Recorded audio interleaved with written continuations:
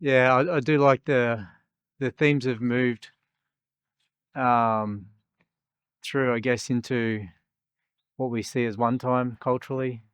There was and rightfully so, we've had emphasis on the past, in our gratitude towards the past. But it's always important to remember, what's to come and the legacy that we leave, and the power of the young ones, and what we can give them. That's our legacy as people. And so I think that the importance of making sure that there's a highlighted emphasis to the young people. I think that's important for us, always to remember. That's our legacy as people.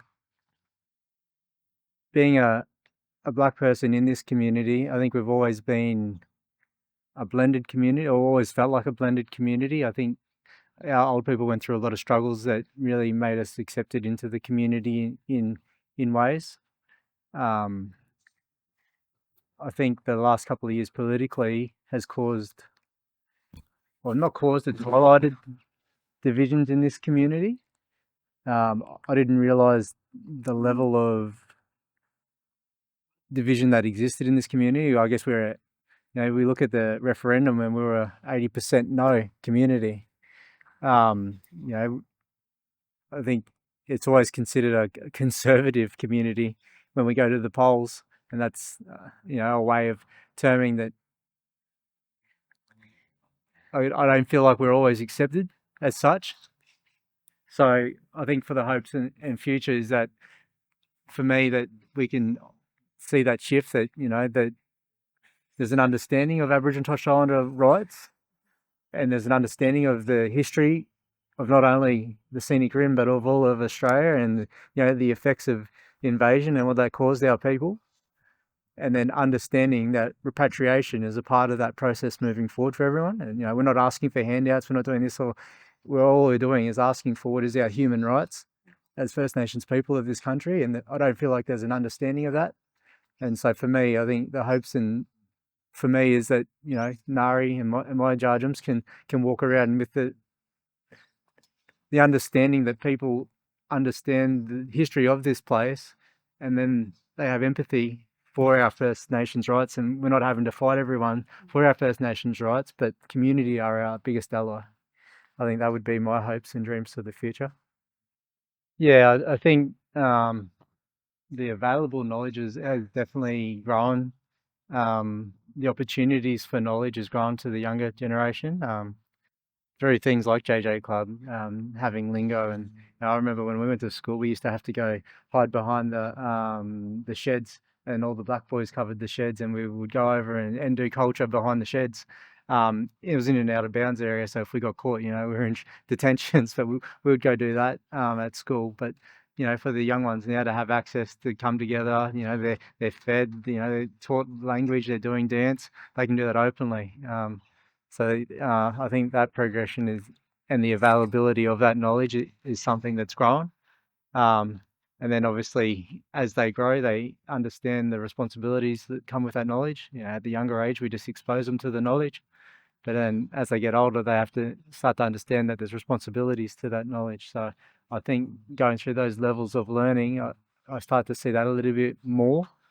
There's not the entitlement to knowledge always, but understanding, there's responsibility to knowledge as well.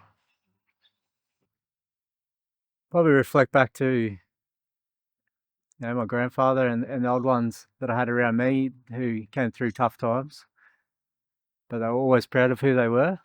They never let anyone tell them anything other than they were black and they were Mununjali, and they were always proud of that fact, and they always made sure that we knew who we were and where we came from. And I think for the future, I think for our young ones, if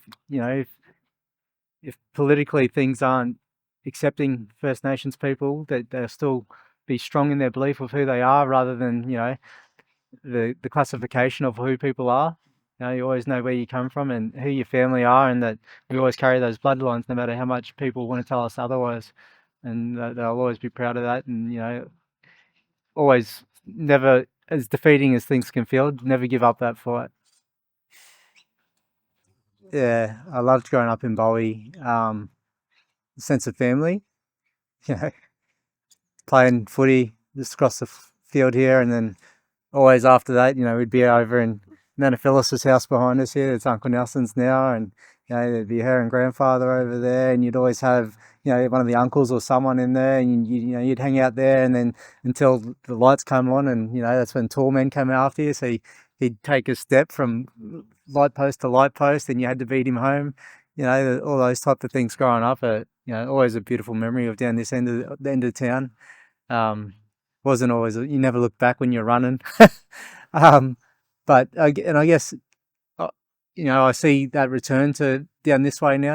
I think everyone looks to have their parties or their gatherings back down here again, and I think that's something beautiful that's returned is that sense of everyone getting back together. And we're all in different parts of the country, and everyone's more busier than they ever have been, but I think we all find space and time to try and get back together down here and in Drumley or Peterson Street and spend those times together as family, which is something pretty beautiful. And even for me, that's why I love JJ Club and Betters at State School for Ngari, and the Muller's now there.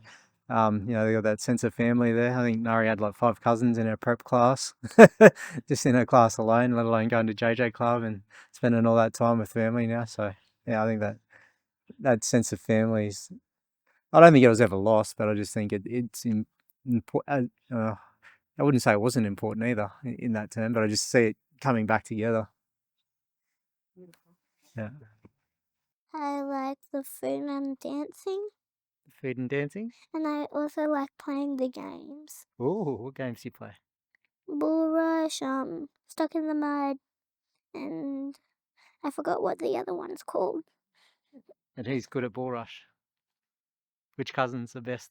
Me. Me and Destiny. You and Destiny? Do you think that's special you get to live in Mununjali country? Because you're Mununjali? Yeah. Yeah? And all your cousins are Mununjali here too? Yeah.